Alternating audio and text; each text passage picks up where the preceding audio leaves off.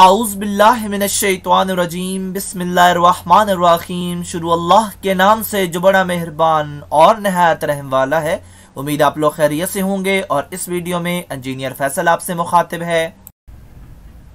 हमारी आज की वीडियो का टॉपिक है DAE सेकेंड ईयर की मैथमेटिक्स, एक्सरसाइज 7.3 है और क्वेश्चन नंबर 2 का पार्ट 12 सॉल्व करेंगे। आपको अपने चैनल का इंट्रोडक्शन करवाता चलूं। मेरे चैनल का नाम है केमिकल इंजीनियरिंग एजटेक और इस चैनल के अंदर मोर देन 500 लेक्चर्स अवेलेबल हैं और जिन सब्जेक्ट्स के लेक्चर्स अवेलेबल हैं उनमें शामिल है industrial chemical process, industrial stoichiometry, chemical engineering, organic chemistry, mathematics और इसके अलावा इंजीनियरिंग से रिलेटेड इंफॉर्मेटिव टॉपिक्स अवेलेबल हैं। और इसके अलावा आप मेरे चैनल को सब्सक्राइब करेंगे, बेल का आइकन प्रेस करेंगे तो मेरी हर लेटेस्ट वीडियो आपको मिलती रहेगी।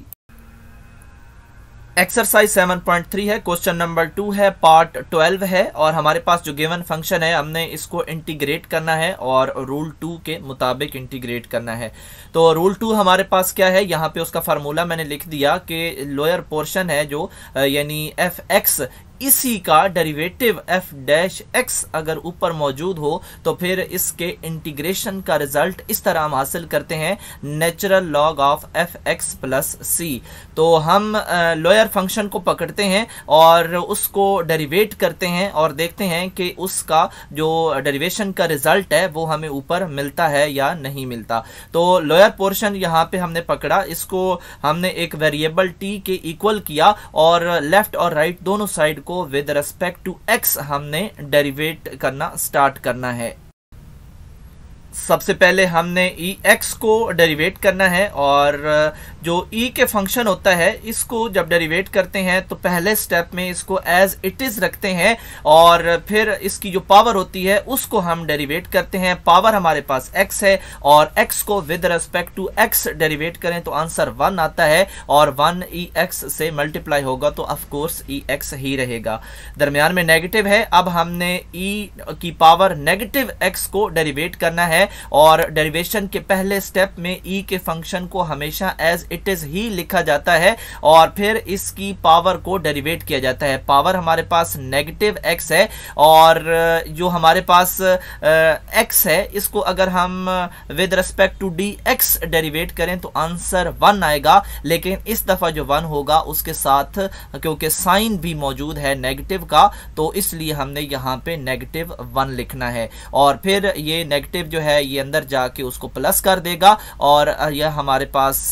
जो राइट साइड है वहां पे जो t है उसको हमने विद रिस्पेक्ट टू क्योंकि x डेरिवेट करना है तो आंसर dt बटा dx आएगा और यहां से जो लोअर पोर्शन है यानी dx इसको हम शिफ्ट करेंगे लेफ्ट साइड पे और शिफ्टिंग इस तरह होगी क्योंकि यहाँ पे जो चीज डिवाइड हो रही हो वो उधर जाके मल्टीप्लाई होती है और अगर कुछ यहाँ पे मल्टीप्लाई हो रहा हो तो वो दूसरी साइड पे जाके डिवाइड होता है। तो यहाँ पे हमारे पास डिवीजन से मल्टीप्लिकेशन की तरफ जाएगा और ये हमने इसलिए किया क्योंकि अगर आप अपने फंक्शन का अपर पोर्शन देखें तो यहाँ पे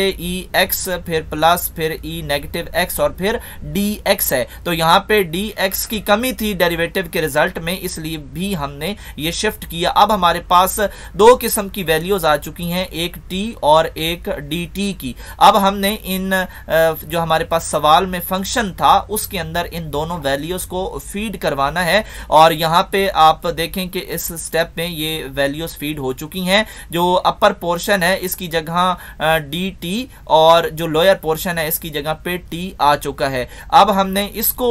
इंटीग्रेट करना है और इसके लिए हम फार्मूला यूज करेंगे 1 बटा x dx वाला। यहाँ पे क्योंकि x इस्तेमाल हो रहा है तो हमारे पास जो वेरिएबल है t है तो यहाँ पे आप 1 बटा t कंसिडर करें तो हमारे पास जो रिजल्ट आएगा वो नेचुरल लॉग ऑफ t की सूरत में आएगा। तो हमने यहाँ पे लिख दिया प्लस c फार्मूले के मुताबिक और यहाँ पे t की वैल्यू को हमने रिकवर कर लिया जो कि हमने डेरिवेटिव लेते हुए जो लोअर पोर्शन था उसको t के इक्वल रखा था और ये ही हमारा आंसर है।